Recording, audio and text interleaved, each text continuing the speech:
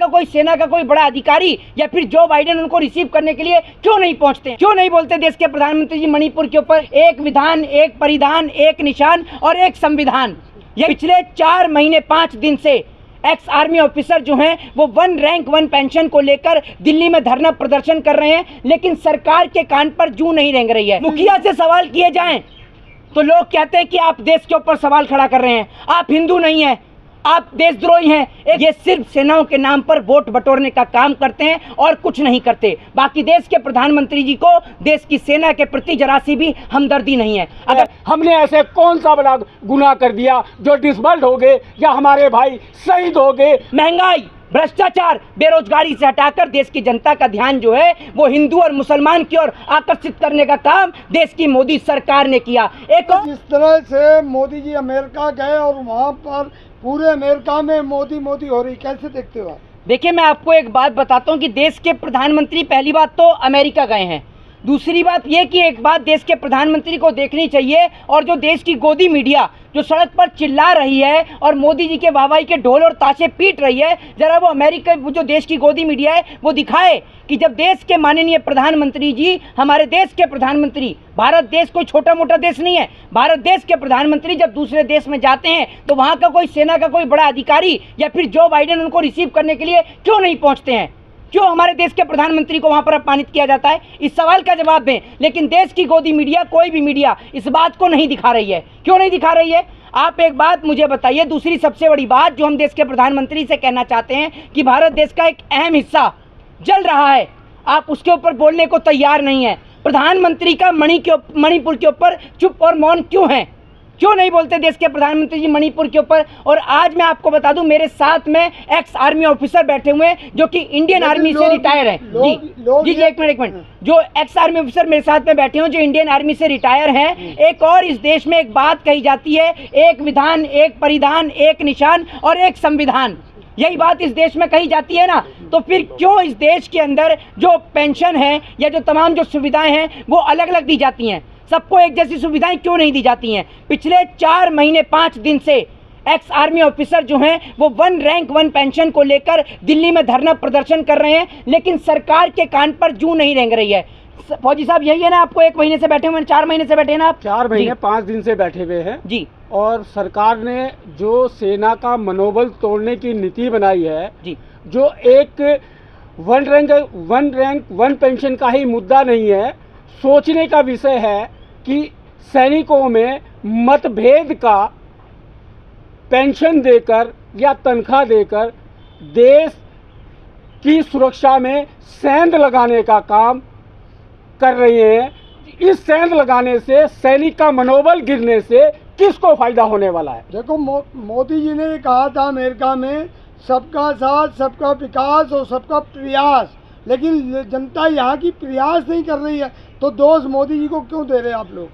जिस देश के अंदर अस्थिरता उत्पन्न हो रही हो, ऐसी परिस्थितियां हो, किसान फुटपाथ पे हो, सैनिक फुटपाथ पे हो और मणिपुर किसी से छुपा नहीं हो, इतनी बड़ी आपदा हो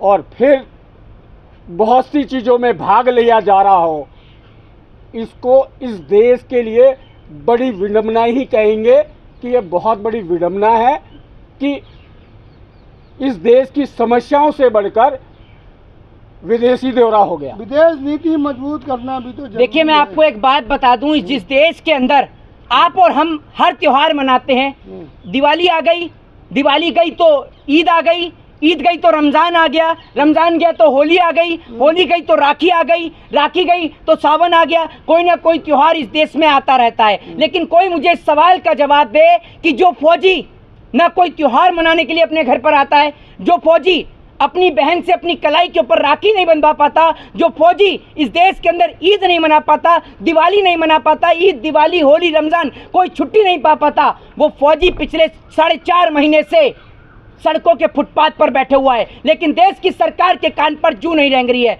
हर देश के अंदर फौजी को एक सम्मानित नज़रों से देखा जाता है, फौजी को सम्मान दिया जाता है, लेकिन आप सोच कर देखिए, जिस देश का फौजी पिछले 4.5 महीने से सड़क पर बैठा हो और उस देश के प्रधानमंत्री जी विदेश में दौरे कर रहे हों, जिस देश के अंदर पिछले कुछ दिनों से, कई महीनों से एक राज्य चल रहा हो और उस देश का मुखिया विदेश का दौरा कर रहा हो, तो क्या उस देश के मुखिया से सवाल नहीं किए जाएंगे? मुखिया से सवाल किए जाएं तो लोग कहते हैं कि आप देश के ऊपर सवाल खड़ा कर रहे हैं, आप हिंदू नहीं हैं, आप देशद्रोही हैं। एक बात आप मुझे बताइए कि जो जवान जिन्होंने अपनी सारी जिंदगी इस देश को दे दी, इस तिरंगे के सम्मान को दे दी, इस देश के सम्मान को दे दी और अपने लिए, इस देश के लिए अपना सर्वस्व भी न्यौछावर कर दिया, क्या उस देश की सरकार को इनको बिठाना चाहिए सड़कों पर? मोदी जी को आर्मी से इतना लगाव है कि वो दिवाली सैनिकों के साथ मनाते हैं। देखिए, कहने से आर्मी से लगाव नहीं हो जाता। एक बात आप मुझे बताइए कि पुलवामा के अंदर हमारे भारत माँ के जो जवान शहीद हुए,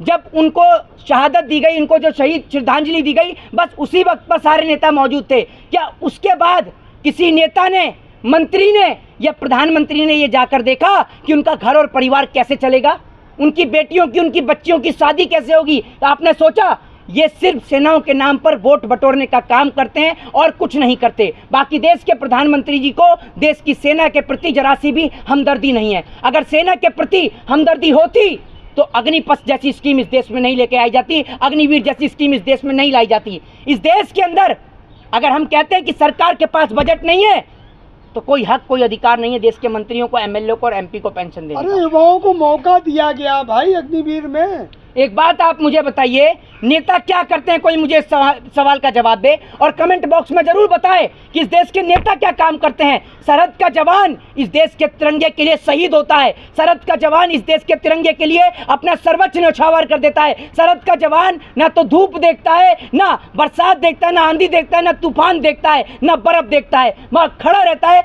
बॉर्डरों की हिफाजत करने के लिए, सरहद की हिफाजत करने के लिए। लेकिन हमारे देश की सरकार क्या देती है उन्हें बदले में? तो सीमा सुरक्षा के लिए $3 अरब का ड्रोन कैमरा तो खरीद लिया है। एक बात आप मुझे बताइए, डॉलरों से सीमा की सुरक्षा नहीं होती है, कैमरों से सीमा की सुरक्षा नहीं होती है। सीमा की सुरक्षा होती है तो देश के जवानों से। इजराइल कहता है जितनी बड़ी थल सेना भारत देश की है, अगर वो सेना मुझे मिल जाए तो मैं पूरे विश्व पे राज कर लूं। हमारे देश के लोगों के अंदर एक क्रेज होता था इंडियन आर्मी का, भारत माँ की रक्षा करने का। उसके बाद देश की सरकार बताती है, देश की सरकार कहती है कि आप व्यापार कर सकते हैं, आप उद्योगपति बन सकते हैं, आप ये काम कर सकते हैं, वो काम कर सकते हैं। मैं कहना चाहता हूं कि अगर इनको व्यापार करना होता तो ये मेहनत करके अपना फिजिकल क्लियर करके इंडियन आर्मी में नहीं जाते, क्योंकि इनको पैसे से मतलब नहीं होता, इनको मतलब अपने देश से होता है। और आज हमारे देश की सरकार नेता मंत्रियों की, एमएलए और एमपीओं की पेंशन और तनख्वाह बंद नहीं होती है, बढ़ जाती है, लेकिन देश के जवानों को पेंशन देने के लिए सरकार कहती है हमारे पास पैसा नहीं है, तो राजकोष खाली हो गया है। मोदी जी विदेश नीति को मजबूत कर रहे हैं। हाँ। सर, विदेश नीति मजबूत करना कहो, आप चाहे कुछ भी कहो, हम वो सैनिक हैं, हमारे दिल में इस देश के लिए इतना समर्पण भाव है। हम बॉर्डरों पे शहीद होने के बाद भी, हमारा शरीर मिट्टी में मिलने के बाद भी, बॉर्डरों के ऊपर आज भी हमारी आत्माएं ड्यूटी करती है, जो किसी से छुपी हुई बात नहीं है। हम उस समर्पण भाव को इस देश के प्रति रखते हैं और आज हम फुटपाथ पे बैठे हुए हैं। दूसरी बात, आज तक इस देश ने हम जैसे डिसबर्ड सैनिकों को और जो शहीदों की वीर नारियां हैं, इस देश की जितनी भी पेंशन की जो श्रेणी है उसमें सबसे निचले पायदान पे है। इस सवाल के बारे में आप पत्रकार महोदय, इस देश के देशवासी और इस देश की सरकार क्या कहना चाहती है? हमने ऐसे कौन सा बड़ा गुनाह कर दिया जो डिसबर्ड हो गए या हमारे भाई शहीद हो गए, जिनकी परिवार की पेंशन और हम डिसबर्ड सोल्जरों की देश के सबसे निचले पायदान पे? तो ये समस्या मोदी जी के आने से थोड़ी हुई, तो पहले से आप लोगों की समस्या है। मोदी जी ने देने का वादा किया, ये विश्वास है, इस विश्वास की वजह से हम इस देश के देशवासी और सरकार के सामने रख रहे हैं। मिलेगा मोदी जी देखिए, पर हर भरोसा चीज में रखिए। हर एक व्यक्ति हर चीज में ये कहता है कि पिछली सरकार के राज में भी था, पिछली सरकार के राज में भी था। कोई भी बात पूछ लो, महंगाई पे पूछो, बेरोजगारी पर पूछो, तो हर कोई यही कहता है कि पिछली सरकार के राज में भी था। लेकिन हर कोई यही कहता है कि पिछली सरकार के राज में भी हुआ, पिछली सरकार के राज में भी महंगाई थी, पिछली सरकार के राज में भी बेरोजगारी थी। तो मैं कहना चाहता हूं कि हमने परिवर्तन किस लिए किया?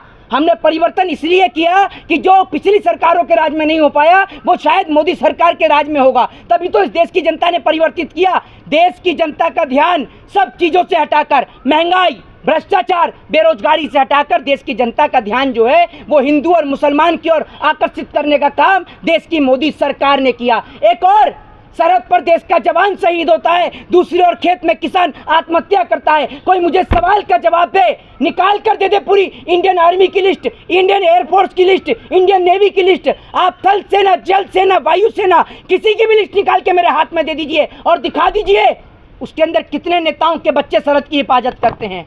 अगर जल सेना में कोई हमारा जवान शहीद होता है तो वो किसी किसान का बेटा होता है। थल सेना में हमारे देश का कोई जवान शहीद होता है तो वो किसी किसान का बेटा होता है, किसी मजदूर, किसी आदिवासी का बेटा होता है। अगर हमारा एयरफोर्स में कोई भाई जवान शहीद होता है तो वो किसी गरीब किसान का बेटा होता है या मजदूर का बेटा होता है। कोई नेता का बेटा न कभी सरहद पर शहीद होता और न कभी कोई आत्महत्या करता। आत्महत्या करने वाला या तो इस देश में गरीब किसान और मजदूर होता है या फिर इस देश का जो मामूली निचला स्तर का वर्ग है बस वही होता है। वो तो और- सही बात कर रहे जी, हैं। मोदी जी तो पूरे देश दुनिया में भारत का मान का मनोबल बढ़ा रहे हैं और आप लोग विरोध कर रहे हैं उनका। देखिए सर, मैं आपको एक चीज बताऊं, आप कितने देश घूम के आए, जरा मुझे सवाल का जवाब नहीं, दीजिए। अमेरिका में तो मोदी मोदी हो रहा है ना। आप अमेरिका होके आए हैं? मीडिया, भारतीय मीडिया क्यों? तो दिखा रहे नहीं, हैं। एक मिनट। सांसद ऑटोग्राफ लेने के लिए तरस रहे हैं। मैं क्या बोल रहा हूँ आपसे, एक मिनट सुनिए। आप होके आए हैं अमेरिका? होके आए हैं आप अमेरिका? बोलिए।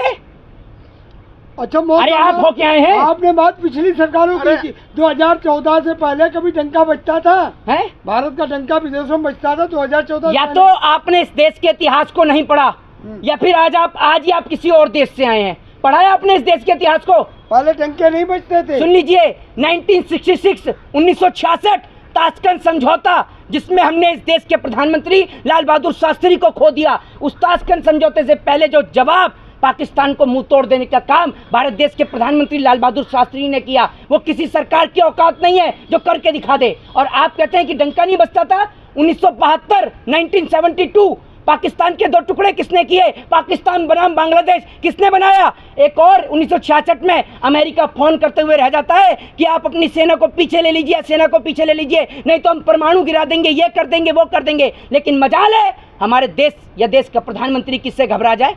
अमेरिका ने क्या किया हमारे साथ में? जिस अमेरिका के आप गुणगान गाते हैं उस अमेरिका ने क्या किया हमारे साथ में, भूल गए आप? उस अमेरिका ने हमारे देश में जो अमेरिका से सड़ा हुआ पीएल लाल गेहूं आता था उसको देश में बैन कर दिया। वो गेहूं हमारे देश में आता था जो वहां पशु भी नहीं खाते थे, उसको भी बैन करने का काम किया। लेकिन उस वक्त के प्रधानमंत्री ने हार नहीं मानी, नारा दिया जय जवान जय किसान का नारा। और आज हमारा देश सक्षम है, समृद्ध है, तो उसके पीछे उन तमाम प्रधानमंत्रियों का हाथ है, चाहे वो किसी भी जाति, किसी भी धर्म, किसी भी मजहब या किसी भी दल से हो, चाहे फिर वो आपके अटल बिहारी वाजपेयी हो, चाहे फिर वो आपके लाल बहादुर शास्त्री हो, चाहे फिर वो चंद्रशेखर हो, सभी का एक अहम और विशेष योगदान रहा। और क्या किया नरेंद्र मोदी जी ने? आज भारत देश के जवानों का जो पार्थिव शरीर जो है वो पार्थिव शरीर आता है तो उसके पीछे अगर किसी का हाथ है तो माननीय मुलायम सिंह यादव का हाथ है, जिनकी बदौलत आज देश के जवान का पार्थिव शरीर उनके घर तक आ पाता है। क्या किया नरेंद्र मोदी जी ने? नरेंद्र मोदी जी सिर्फ टैंकर से निकलकर सिर्फ फोटो खिंचाने का काम करते हैं। अरे एक फोन नौ पर साल मोदी मोदी के नारे लगते एक हैं। फोन 9 साल बेमिसाल। एक फोन पर युद्ध रुक जाता है। हाँ, यूक्रेन और रूस तो मणिपुर का बवाल क्यों नहीं शांत करा देते हाँ। हैं? मणिपुर का बवाल क्यों नहीं शांत करा अमित देते आप? शाह ने कहा है 15 दिन में शांत हो जाएगा। हाँ, 15 दिन में शांत हो जाएगा। कराने वाले तो सब आप ही के लोग हैं, आप ही की पार्टी के विधायकों को आपके ऊपर भरोसा नहीं है, तभी तो वो आपको लेटर लिख रहे हैं। और मणिपुर के अंदर मणिपुर के लोगों ने मोदी जी की गुमशुदा की तलाश के पोस्टर लगा दिए हैं, ये याद रखिएगा, जाकर देख लीजिएगा वो पोस्टर भी।